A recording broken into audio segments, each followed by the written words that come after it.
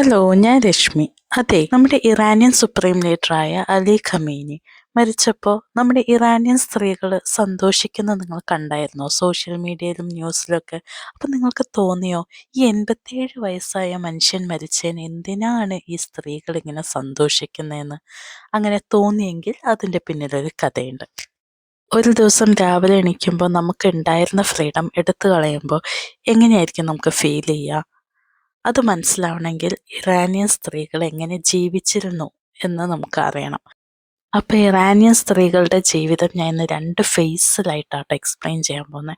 ഒന്ന് 1925 തൊട്ട് 1979 വരെയും, പിന്നെ 1979 കഴിഞ്ഞിട്ടുള്ള ജീവിതം, ഇപ്പോൾ വരെയുള്ള ജീവിതം. 1925 തൊട്ട് 1979 വരെ പെഹൽവി ഡൈനാസ്റ്റിയാണ് ഇറാനെ ഭരിച്ചിരുന്നത്. പെഹൽവി ഡൈനാസ്റ്റിയുടെ ആദ്യത്തെ രാജാവ് അല്ലെങ്കിൽ ഷാ 1925 റീസ ഖാനായിരുന്നു. റീസ ഖാൻ ഷായുടെ വിഷൻ എന്ന് പറയുന്നത് ഒരു പുതിയ പ്രോഗ്രസീവ് ആൻഡ് മോഡേൺ ഇറാൻ ആയിരുന്നു. ഇറാൻ മറ്റ് വെസ്റ്റേൺ കൺട്രീസിൻ്റെ ഒപ്പം തന്നെ എത്തണം എന്ന് ആഗ്രഹമുള്ള ഒരാളായിരുന്നു. അതുകൊണ്ട് തന്നെ മോഡേണൈസേഷൻ്റെ ഭാഗമായിട്ട് സ്ത്രീകളെ എഡ്യൂക്കേഷനിലും പബ്ലിക് ലൈഫിലും വർക്ക് ലൈഫിലും മുന്നോട്ട് കൊണ്ടുവരുന്നത് അത്യാവശ്യമാണെന്ന് ആൾ മനസ്സിലാക്കിയിരുന്നു. അത് മാത്രമല്ല, ഇറാനിൽ കുറേ ഡെവലപ്മെൻറ്റ് പ്രോജക്ട്സും കൊണ്ടുവന്നിരുന്നു കേട്ടോ. അതായത് ഇൻഡസ്ട്രിയൽ ആൻഡ് ഇൻഫ്രാസ്ട്രക്ചർ, യൂണിവേഴ്സിറ്റീസ് ഉണ്ടാക്കി, റെയിൽസ് ആൻഡ് റോഡ്സ് ഉണ്ടാക്കി, ഹെൽത്ത് കെയർ സിസ്റ്റം ഡെവലപ്പ് ചെയ്തു. പിന്നെ വിമൻ എഡ്യൂക്കേറ്റഡ് ആവാനായിട്ട് പ്രോത്സാഹിപ്പിച്ചു. അതേപോലെ വെസ്റ്റേൺ ഡ്രസ്സ് ഇടാനായിട്ട് എൻകറേജ് ചെയ്യായിരുന്നു.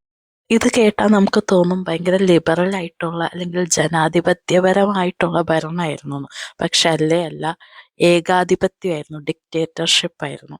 1936 റീസ ഖാൻ ഹിജാബ് ബാൻ ചെയ്തു. സെക്യുലർ എഡ്യൂക്കേഷൻ ആയിരുന്നു കേട്ടോ ആ സമയത്ത് റീസ ഖാൻ പ്രിഫർ ചെയ്തിരുന്നത്. അതുകൊണ്ട് തന്നെ മതവും എഡ്യൂക്കേഷൻ കലർത്താൻ ഒട്ടും സമ്മതിക്കില്ലായിരുന്നു. പിന്നെ അതേപോലെ തന്നെ കുറേ മദ്രസകൾ, ക്രിസ്ത്യൻ മിഷണറീസ് ഒക്കെ ഇറാനിന്ന് നീക്കം ചെയ്തിട്ടുണ്ടായിരുന്നു. റീസ ഖാൻ ഷായുടെ ഭരണപരിഷ്കാരങ്ങൾക്ക് എതിരെ പറഞ്ഞവരെ ഒന്നില്ലെങ്കിൽ കൊല്ലും, അല്ലെങ്കിൽ തടങ്കലിലാക്കും, അല്ലെങ്കിൽ നാട് കടത്തും, എന്തെങ്കിലും പണിഷ്മെന്റ് കൊടുക്കും. അങ്ങനെ 1941 വരെ റീസ ഖാൻ ഷാ ഭരിച്ചു. 1941 കഴിഞ്ഞിട്ട് റീസ ഖാൻ ഷായുടെ മകനായ 22 വയസ്സുള്ള മുഹമ്മദ് റീസ ഷാ പെഹൽവിയാണ് പിന്നെ ഭരിച്ചത്. മുഹമ്മദ് റീസ ഷാ പെഹൽവിയും വെസ്റ്റേണൈസേഷനെ നന്നായി സപ്പോർട്ട് ചെയ്യുന്ന ആളായിരുന്നു കേട്ടോ. സ്ത്രീകൾക്ക് ഇഷ്ടമുള്ള ഡ്രസ്സ് ഇടാനുള്ള സ്വാതന്ത്ര്യം ഉണ്ടായിരുന്നു, ഫ്രീഡം ഓഫ് ചോയ്സ്. അവർക്ക് വേണമെങ്കിൽ വെസ്റ്റേൺ ഡ്രസ്സ് ഇടാം, ട്രഡീഷണൽ ഡ്രസ്സ് ഇടാം, വേണമെങ്കിൽ ഹെഡ് കവർ ചെയ്യാം, ഹിജാബ് ഇടാണ്ടിരിക്കാം. അങ്ങനത്തെ ഫ്രീഡം ഓഫ് ചോയ്സ് ഉണ്ടായിരുന്നു. പിന്നെ ലീഗൽ ഏജ് ഓഫ് മാരേജ് ഗേൾസിന് 18ഉം ബോയ്സിന് 20ഉം ആയിരുന്നു കേട്ടോ. അതേപോലെ തന്നെ സ്ത്രീകളെ മെയിൽ ഡോമിനേറ്റഡ് ആയിട്ടുള്ള പ്രൊഫഷൻസ് ഒക്കെ ചൂസ് ചെയ്യാനായിട്ട് എൻകറേജ് ചെയ്തിരുന്നു. അതായത് doctors, engineers, teacher, scientist, even judge വരെ ആവാൻ എൻകറേജ് ചെയ്തിരുന്നു കേട്ടോ. സ്ത്രീകളെ പൊളിറ്റിക്സിൽ മുന്നോട്ട് കൊണ്ടുവരാൻ ശ്രമിച്ചിരുന്നു. 1963 ആദ്യമായിട്ട് സ്ത്രീകൾക്ക് വോട്ട് ചെയ്യാനുള്ള റൈറ്റ് കിട്ടിയത്. അങ്ങനെ 1979 വരെ സ്ത്രീകളെ സപ്പോർട്ട് ചെയ്യുന്ന റൈറ്റ്സ് ആയിരുന്നു അവിടെ ഉണ്ടായിരുന്നത്. പിന്നെ അതേപോലെ സ്ത്രീകൾക്ക് ഡിവോഴ്സ് ഡിമാൻഡ് ചെയ്യായിരുന്നു. അതേപോലെ തന്നെ അവരുടെ പിള്ളേരുടെ കസ്റ്റഡി സ്ത്രീകൾക്ക് എടുക്കായിരുന്നു. പക്ഷെ അന്നും ആ സമയത്തും മൊണാർക്കി തന്നെയാട്ടോ ഉണ്ടായിരുന്നത്, ഏകാധിപത്യം. മുഹമ്മദ് റീസ ഷായ്ക്കൊരു സീക്രട്ട് പോലീസ് ഉണ്ടായിരുന്നു കേട്ടോ, സവാക്ക് എന്ന പേര്. ഈ സവാക്കിന്റെ ജോലി എന്താന്ന് വെച്ച് കഴിഞ്ഞാൽ മുഹമ്മദ് റീസ ഷായിന്റെ ഐഡിയോളജീസിനെ എതിർക്കുന്നവരെ അടിച്ചൊതുക്കുക എന്നായിരുന്നു ഇവരുടെ ജോലി. മുഹമ്മദ് റീസ ഷായുടെ ഭരണത്തിന് എതിർപ്പുള്ള കുറെ ആൾക്കാരുണ്ടായിരുന്നു. അതായത് ഈ ട്രഡീഷണൽ വാല്യൂസ് കീപ്പ് ചെയ്യുന്നവര്, റിലീജിയസ് ഗ്രൂപ്പ്സ്, അതേപോലെ ഒപ്പോസിഷൻ, ഇവരൊക്കെ വെസ്റ്റേണൈസേഷന് എതിരെയുള്ള ആൾക്കാരായിരുന്നു. അവർക്ക് അവരുടെ ട്രഡീഷണൽ വാല്യൂസിനെ നശിപ്പിക്കുന്നുണ്ടോ ഈ വെസ്റ്റേണൈസേഷൻ കൊണ്ടുവരുമ്പോൾ എന്നുള്ളൊരു തോന്നലുണ്ടായിരുന്നു. അങ്ങനെയാണ് 1979 ഇറാൻ റവല്യൂഷൻ വരുന്നത്. ഇറാൻ റവല്യൂഷൻ കഴിഞ്ഞപ്പോൾ തന്നെ മുഹമ്മദ് ഷായുടെ ഭരണം മാറി. അങ്ങനെ പെഹൽവി ഡൈനാസ്റ്റിയുടെ ലാസ്റ്റ് റൂളിംഗ് കിങ് ആയിരുന്ന മുഹമ്മദ് ഷാ ഈജിപ്തിലോട്ട് നാട് കടന്നു. അങ്ങനെയാണ് 1979 തൊട്ട് അയത്തുള്ള അലി ഖമീനി ഇറാന്റെ ഭരണത്തിലോട്ട് വരുന്നത്. 1981 തൊട്ട് 89 വരെ പ്രസിഡന്റ് ആയിരുന്നു ഇറാനിലെ. അത് കഴിഞ്ഞിട്ട് അലി ഖമീനിനെ ഇറാനിലെ സുപ്രീം ലീഡറായിട്ട് തെരഞ്ഞെടുത്തു. ഖമൈനി ഭരണത്തിൽ കയറിയപ്പോൾ എല്ലാവരും വിചാരിച്ച ഒരു ഡെമോക്രാറ്റിക് ഗവൺമെന്റ് ആയിരിക്കും ഇനി ഇറാനിൽ വരാൻ പോകുന്നത്. പക്ഷേ എല്ലാവരുടെയും പ്രതീക്ഷകൾ തകർത്ത് അവിടെ തിയോക്രസി ആയിരുന്നു നടപ്പിലാക്കിയിരുന്നത്. തിയോക്രസി എന്ന് പറഞ്ഞു കഴിഞ്ഞാൽ ആ രാജ്യത്തിന്റെ ഭരണം ഒരു റിലീജിയസ് ലീഡർ ആയിരിക്കും ചെയ്യുന്നത്. അത് മാത്രമല്ല ആ രാജ്യത്തിന്റെ റൂൾസും റെഗുലേഷൻസും ഒക്കെ റിലീജിയസ് ബിലീഫ്സ് അനുസരിച്ചിരിക്കും. 1979 തൊട്ട് ഇപ്പം വരെയുള്ള ഒരു കാലം എന്ന് പറഞ്ഞാൽ സ്ത്രീകളുടെ ഒരു ഡാർക്ക് പീരീഡാണെന്ന് ഞാൻ പറയുള്ളൂ കേട്ടോ. കാരണം നിങ്ങളൊന്ന് ആലോചിച്ച് നോക്കിയോ, ഒരു ദിവസം രാവിലെ നമ്മൾ എണീക്കുന്നു, നമ്മുടെ ഫ്രീഡം എല്ലാം എടുത്തു കളഞ്ഞ് പെട്ടെന്നൊരു ജയിലിലിട്ട എങ്ങനെയായിരിക്കും? ഇവരുടെ ലീഡേഴ്സ്, ഇറാനിലെ ലീഡേഴ്സ് എന്ത് പറയുന്നോ അതനുസരിച്ച് വേണം സ്ത്രീകൾ ജീവിക്കാൻ. അവർ പറയണനുസരിച്ച് നടക്കണം, അവർ പറയണനുസരിച്ച് നിൽക്കണം.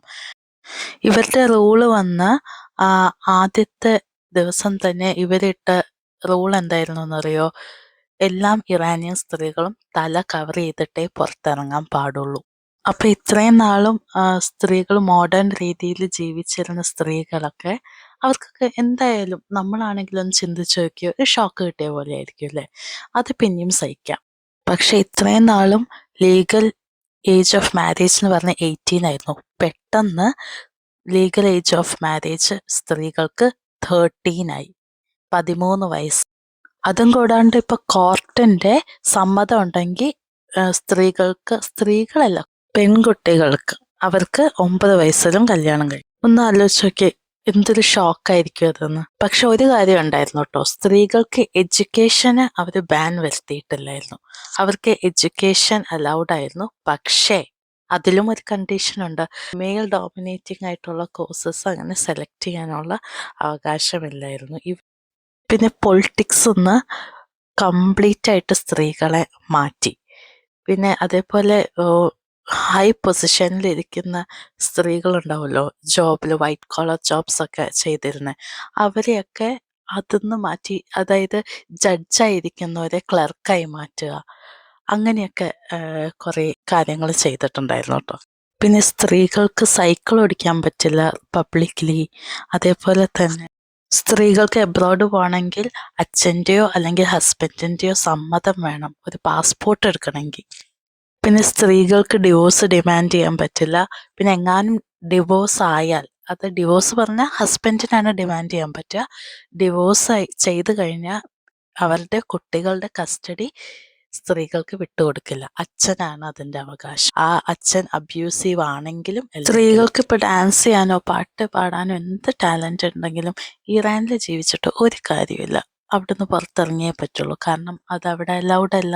ശരിയ ലോ ആയിരുന്നു അവിടെ ഇംപ്ലിമെന്റ് ചെയ്തിരുന്നത്. സ്ത്രീകളുണ്ടല്ലോ, എഡ്യൂക്കേറ്റഡ് ആയതുകൊണ്ട് തന്നെ അവര് ധൈര്യപൂർവം അവർക്ക് എതിർക്കാനുള്ള, അവർക്കറിയാം അവരെതിർത്ത അവരെ സൈലൻസ് ചെയ്യും, അവരെ പണിഷ് ചെയ്യും, അവരെ ചിലപ്പോൾ കൊല്ലും, എക്സിക്യൂട്ട് ചെയ്യുമെന്ന്. പക്ഷെ അവര് ഒരു 47 കൊല്ലാണ് ഇങ്ങനെ സഹിച്ചിരുന്നത്. ഇങ്ങനെ ഇരിക്കുമ്പോഴാണ് 2022 മാഷ അമീനി എന്ന് പറഞ്ഞൊരു കുർഡിഷ് ലേഡി, ഇറാനിലെ കുർഡിഷ് ലേഡി ടെഹ്റാൻ സന്ദർശിക്കാൻ വന്നത്. അപ്പോൾ ഈ ഹിജാബിന്റെ ഇടയിൽ ഒരു 2 സ്ട്രാൻഡ് ഓഫ് ഹെയർ പുറത്ത് കണ്ടു. ഒറ്റ കാര്യത്തിനാണ് ഈ മാഷ അമിനി എന്ന് പറഞ്ഞ 22 വയസ്സുകാരിനെ മൊറാലിറ്റി പോലീസ് കസ്റ്റഡിയിൽ എടുത്തിട്ട് നന്നായി ടോർച്ചർ ചെയ്തിട്ട് ആ 22 വയസ്സുകാരിക്ക് മരണം സംഭവിച്ചു. അപ്പൊ തൊട്ടാണ് ഈ ഇറാനിയൻ സ്ത്രീകളുണ്ടല്ലോ, ആ ഒരു ഇൻസിഡന്റിന് ശേഷം ഇറാനിയൻ സ്ത്രീകള് അവർ പ്രഷർ കുക്കർ പോലെയായിരുന്നു ഈ റെജിമിന്റെ എതിരെ. കാരണം ഇത്രയും നാളും ഫ്രീഡം അനുഭവിച്ച ആൾക്കാർ ഈ 47 വർഷമായിട്ട് ഒരു പ്രഷർ കുക്കറിലിരിക്കുന്ന ഒരു അവസ്ഥയിലായിരുന്നല്ലോ. അതുകൊണ്ട് ഇറാനിയൻ സ്ത്രീകൾ ധൈര്യപൂർവ്വം പ്രൊട്ടസ്റ്റ് ചെയ്യാൻ തുടങ്ങി. അവരുടെ സ്ലോഗൻ സാൻ സിന്ദഗി ആസാദി എന്നായിരുന്നു, അതായത് വിമൻ ഫ്രീഡം ലൈഫ്. ഇതായിരുന്നു അവരുടെ സ്ലോഗൻ, പ്രൊട്ടസ്റ്റിന്റെ സ്ലോഗൻ. പ്രൊട്ടസ്റ്റിന്റെ ഭാഗമായിട്ട് സ്ത്രീകൾ ഹിജാബ് ഊരിക്കത്തിച്ചു, അതേപോലെ അവരുടെ മുടി വെട്ടി. ഇത്രയൊക്കെ പ്രൊട്ടസ്റ്റ് ഉണ്ടായിട്ടും ഇറാനിയൻ ഗവൺമെൻറ് എന്താ ചെയ്തതെന്നറിയോ? കുറേ പേരെ അറസ്റ്റ് ചെയ്തു, പ്രൊട്ടസ്റ്റിന് ഇറങ്ങിയവരെ അറസ്റ്റ് ചെയ്തു, കുറേ പേരെ മർഡർ ചെയ്തു, കൊന്നു. അതേപോലെ കുറേ പേരെ ജയിലിലിട്ടു. അവർ അടിച്ചൊതുക്കാൻ തന്നെയാണ് നോക്കണം. പക്ഷേ ഈ ഇറാനിയൻ ഗവൺമെൻറ് എന്ത് ചെയ്തുവെന്നറിയോ? ലോകം അറിയാണ്ടിരിക്കാൻ ഇൻ്റർനെറ്റ് കുറച്ച് നാൾ കട്ട് ചെയ്തു. പക്ഷെ ലോകം അറിയാണ്ടിരിക്കുകയോ? എന്തൊക്കെ പറഞ്ഞാലും യുദ്ധം ആർക്കും ഇഷ്ടമല്ല. എന്നിട്ടും ഈ സ്ത്രീകൾ ഈ യുദ്ധത്തിൻ്റെ ഇടയിൽ അവരുടെ സുപ്രീം ലീഡർ ഭരിച്ചപ്പോൾ ഇത്ര സന്തോഷിക്കണമെങ്കിൽ അവർ എത്ര പേടിച്ചിട്ടായിരിക്കും സ്വന്തം രാജ്യത്തിൽ ജീവിച്ചിട്ടുണ്ടാവുക. അവർ ഫ്രീഡത്തിന് വേണ്ടി എത്ര കൊതിച്ചിട്ടുണ്ടാവും. ഖമേനിയുടെ മരണശേഷം ഭരണം മാറുമോ? അതിനൊരു യാതൊരു ഉറപ്പുമില്ല കേട്ടോ. ഇപ്പോൾ അലി ഖമേനിയുടെ മോനായ മുജ്തബ ഖമേനിയാണ് ഇപ്പോൾ സുപ്രീം ലീഡറായിട്ട് തിരഞ്ഞെടുത്തിരിക്കുന്നത്. ഇനി നമുക്ക് വരും ദിവസങ്ങളിൽ കാണാം ഈ സ്ത്രീകൾക്ക് ഇനിയും ഫ്രീഡമോടെ ജീവിക്കാൻ പറ്റുമോ ഇല്ലേന്ന്. അപ്പം അത്രയേ ഉള്ളൂ. Thank you.